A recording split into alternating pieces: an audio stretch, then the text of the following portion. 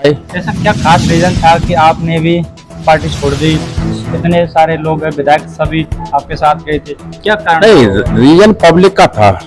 लोगों के जो वायदे थे, विकास के जो वायदे थे, 2018 में कमलनाथ जी ने जो अपना वचन पत्र निकाला था, उस वचन पत्र में आपने देखा होगा कि युवाओं के 4000 भत्ता के लिए कहा था। हमारे इतने सारे दावे थे वो वहाँ पूरे नहीं हो पाए, तो यहाँ पे आकर के सारे वादे पूरे हो गए। 99% सारे वायदे पूरे हुए। मैं पब्लिक के बीच खड़ा हूँ और एक भी वायदा अगर जो जवान से कहा हो वो रह गया हो तो मैं उनको अपने तरफ से जो चाहूँ वो जवाब जानते हैं कि दूंगा। आप 2 बार रहे विधायक, पहले आप रहे थे किसी दूसरे दल से, तो ऐसा क्या खास है आप में कि आपको जनता वोट दे रही है? आप पहले रहे थे कांग्रेस से, फिर आप बीजेपी में आ गए, उसके बावजूद भी आप ही विधायक बनते जा रहे हैं, ऐसा क्या है खास आप में?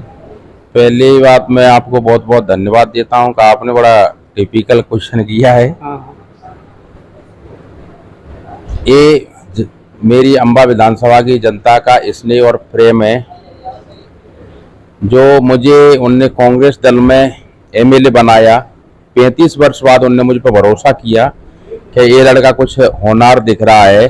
उस वजह से उनने 35 वर्ष के बाद मुझे कांग्रेस में एमएलए बनाया और सबसे ज़्यादा मुझे सभी समाजों का सहयोग मिला और ख़ास तौर पे ओबी समाज का सबसे ज़्यादा मुझे मदद मिली। और जैसे एमएलए बनने के बाद 15 महीना का जो कार्यकाल रहा था उसमें संतोषजनक मैंने काम नहीं कर पाया एक तरफा जिस तरह से करना चाहिए। और हमारे लीडर ज्योतिरादित्य सिंधिया जी का आपने देखा था कि उनका अपमान हो रहा था, बार बार उनका सम्मानजनक उन्हें नहीं मिल रहा था। इस वजह से उनने तत्काल पब्लिक की समस्याओं को देखते हुए सभी लोगों से उनने इस्तीफा दिलवाए। ऐसा क्या खास रीजन था कि आपने भी पार्टी छोड़ दी? इतने सारे लोग हैं, विधायक सभी आपके साथ गए थे, क्या कारण नहीं, था? रीजन पब्लिक का था। लोगों के जो वायदे थे, विकास के जो वायदे थे, जो उम्मीदें थी, जैसे आज मैं कह रहा हूँ कमलनाथ जी का वचन पत्र आज भी पुनः फिर से उनका चल रहा है। और उस समय 2018 में कमलनाथ जी ने जो अपना वचन पत्र निकाला था, उस वचन पत्र में आपने देखा होगा कि युवाओं के 4000 भत्ता के लिए कहा था और उनने महिलाओं के लिए 51,000 रुपए शादी के कही थे, 26,000 रुपए हमारी गर्भवती महिलाओं के लिए कहा था और उनने किसानों के कर्जा माफ करने की बात कही थी। ये सारे मुद्दे उनने कहा था। और राहुल गांधी जी का था किसानों का कर्जा माफ है कि 10 दिन में अगर नहीं करेंगे हम किसानों का कर्जा माफ तो मुख्यमंत्री बदल देंगे। ये सारी चीजें आपने देखी थी, वचन पत्र में लिखा था और कई और भी थे। इसलिए आपने उन वजह से हम लोगों ने कहा था कि जो वायदे आपने किए वचन पत्र में, उन वायदों पे आप अपना कार्य चालू करिए। और उन लोगों पे 1.5 साल जब 15 महीने हो गए थे, किसी भी महिला को, बच्ची को शादी में 51,000 रुपए नहीं मिले, मैं चैलेंज के साथ कह सकता हूँ। और 26,000 किसी भी हमारी गर्भवती महिला को नहीं मिले हैं। और आप भी युवा हो, आपको भी पता है कि किसी युवा को 4,000 रुपए मिले क्या। तो इन चीजों को लेकर लड़ाई लड़ी थी, पर उनने कहा था कि हम अपने हिसाब से सरकार चलाएंगे, आपकी कोई जबरदस्ती नहीं है। इस वजह से हमने बगावत की और पार्टी से इस्तीफा दिया और इस्तीफा देकर बीजेपी में सदस्यता ली और जनता का पुनः स्नेह हमको मिला।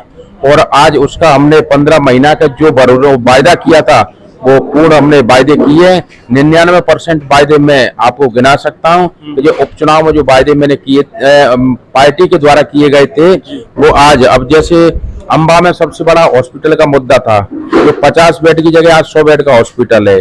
अंबा में तहसील अपने यहाँ बनी है, अंबा में बाईपास स्वीकृति पुण्य कराई है, अंबा में स्टेडियम है, पोरसा में तहसील बनी है, पोरसा में अपना कोर्ट की बिल्डिंग बन रही है, पोरसा में बाईपास है, पोरसा में स्टेडियम है, पोरसा में हॉस्पिटल 50 बेड का है।